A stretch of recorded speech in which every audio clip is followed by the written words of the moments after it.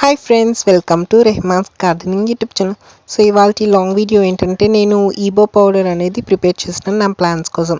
So ఈబో powder అంటే nothing but egg shell and baking soda and onion పొట్టు ఉంటుంది కదా, సో అది మూడింటిని మిక్సీ చేసి నేనైతే పౌడర్ ప్రిపేర్ చేస్తున్నాను. సో దీనివల్ల చాలా బెనిఫిట్స్ అయితే ఉన్నాయి.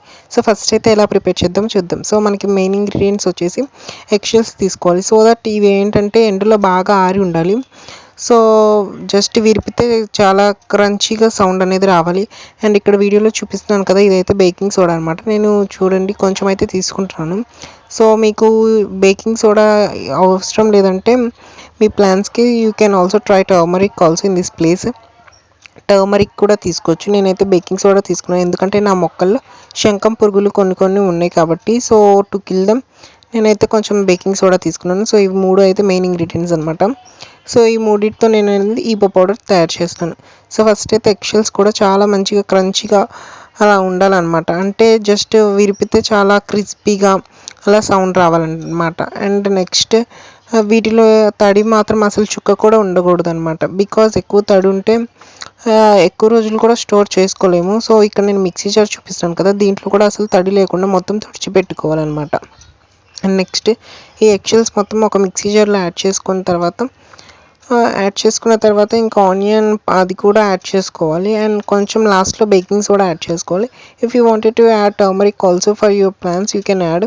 నేనైతే టర్మరిక్ పౌడర్ అయితే యాడ్ చేయట్లేదు. సో ఫస్ట్ అయితే మొత్తం తీసేసుకుంటున్నాను నేను మిక్సీ జార్లోకి.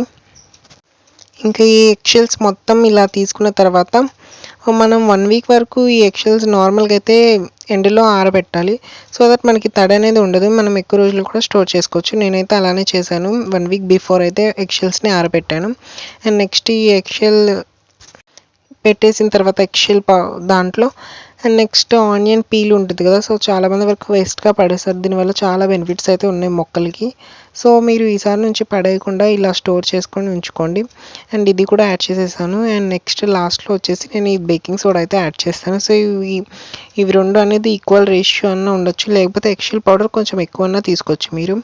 ఎగ్ షెల్ పౌడర్ వల్ల లాభం ఏంటంటే దీంట్లో ఎక్కువ కాల్షియం ఉంటుంది కాబట్టి ఎగ్ షెల్ ప్లాంట్స్ని బాగా సపోర్ట్ చేస్తుంది. అండ్ ప్లాంట్ గ్రోత్కి అండ్ ఫ్లవరింగ్ ఫ్రూటింగ్ వచ్చే ప్లాంట్స్కి అయితే చాలా మంచిగా హెల్ప్ అవుతుంది ఎగ్ షెల్ పౌడర్. అండ్ ఈ ఆనియన్ పౌడర్ వల్ల కూడా చాలా ప్రయోజనాలు ఉన్నాయి.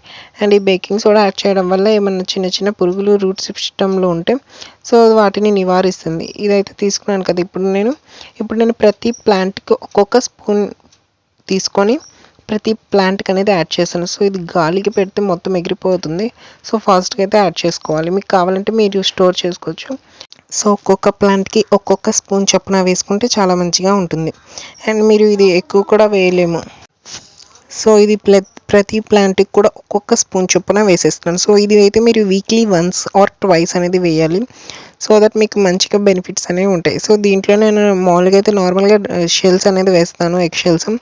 సో మీరు ఈసారి నుంచి అలా వేయకుండా ఇలా పౌడర్ ఫామ్లో ఇలా చేసుకొని వేస్తే చాలా చక్కటి బెనిఫిట్స్ వస్తాయి. సో ఇవన్నీ ఫ్లవరింగ్ ప్లాంట్స్ అనమాట. నేను ఇప్పటిదాకా ఇచ్చింది చాలా మంచిగా ఫ్లవర్ వస్తాయి అని చెప్పేసి తెలుసు నాకు. ఇంతకుముందు నేను ఆల్రెడీ ట్రై చేశాను, బట్ మీకు వీడియో అనేది పోస్ట్ చేయలేదు. సో ఇప్పుడైతే పోస్ట్ చేస్తున్నాను నేను.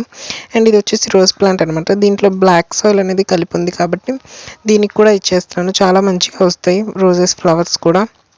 సో రూట్ సిస్టమ్ డ్యామేజ్ కాకుండా చాలా మంచిగా అనేది ఈ పౌడర్ అనేది హెల్ప్ అవుతుంది. సో అండ్ నెక్స్ట్ మిగతా మొక్కలు కూడా ఇచ్చేసాను. సో మీరు కూడా ఇలానే చేయండి. ఇప్పుడు నెక్స్ట్ మరిన్ని వీడియోస్తో మీ ముందుకు వస్తాను. సో ఇదండి ఇవాళ వ్లాగ్. Thanks for watching.